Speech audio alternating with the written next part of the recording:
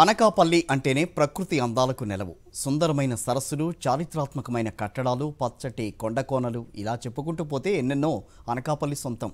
అలాంటి అనకాపల్లిని మరింత అభివృద్ధి చేస్తోంది ఏపీ ప్రభుత్వం.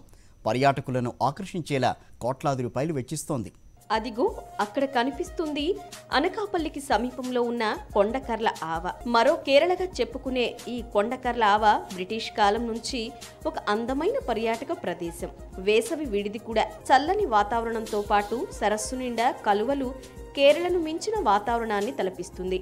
వీటికి తోడు పక్షులు. ఈ వాతావరణంలో నీటిలో దోణిలపై ప్రయాణం మర్చిపోలేని అనుభూతి.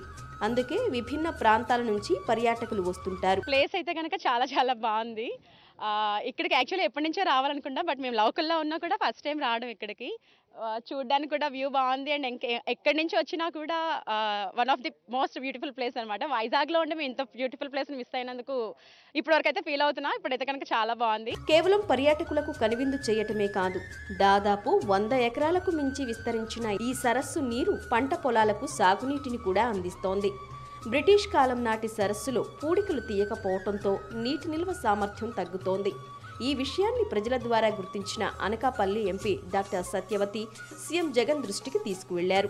జలవనరుల పరిరక్షణ కోసం కేంద్రం ప్రవేశపెట్టిన ప్రత్యేక పథకంలో ఈ సరస్సు పూడిక తీతకు నిధులు మంజూరు చేశారు. రాష్ట్ర ప్రభుత్వం కూడా ప్రతిపాదనలు పంపించింది. సో దీనికి కేంద్ర మంత్రివర్గం దీనికి ఆమోద ముద్ర కూడా వేయటం జరిగింది. త్వరలోనే ఈ ప్రాజెక్టు మరి ఇంప్లిమెంటేషన్కి వస్తే అక్కడ పూడిక తీయటం ద్వారా వాటర్ స్టోరేజ్ కెపాసిటీని మనం పెంచడానికి అవుతుంది. ప్రస్తుతం దాని కెపాసిటీ 2 TMC ఉంది. అది పూడిక తీసిన తర్వాత 6 TMC అవుతుంది. ఇక అనకాపల్లికి దాదాపు 3 కిలోమీటర్ల దూరంలో అత్యంత పురాతనమైన పర్యాటక ప్రదేశం బొజ్జన్న కొండ. భారతదేశ నాగరికతకు చిహ్నంగా ఆఫ్ఘనిస్తాన్లో తాలిబన్ల దాడిలో ఉనికిని కోల్పోయిన బౌద్ధ ఆరామాల కోవలో ఈ బొజ్జన్న కొండ ఇప్పటికీ ఉంది. ప్రస్తుతం కేంద్ర పురావస్తు శాఖ ఆధీనంలో ఉన్న ఈ పర్యాటక ప్రదేశానికి దేశ విదేశాలకు చెందిన పర్యాటకులు వస్తుంటారు.